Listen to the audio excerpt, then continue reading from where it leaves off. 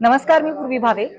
अखेर युद्धविराम मिळालेला आहे आणि त्यामुळे संपूर्ण जगाने सुटकेचा निश्वास सोडलाय.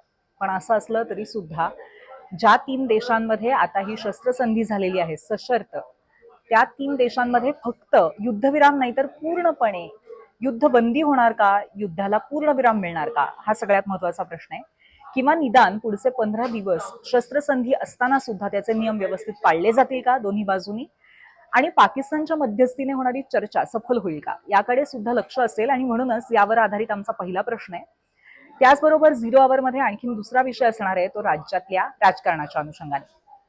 आता विधानसभेच्या पोटनिवडणुकांमध्ये बिनविरोध निवडणूक होण्याची शक्यता मावळलेली आहे, कारण सुनेत्रा पवारांच्या विरोधामध्ये 53 अर्ज दाखल झालेले आहेत बारामती मतदारसंघातनं.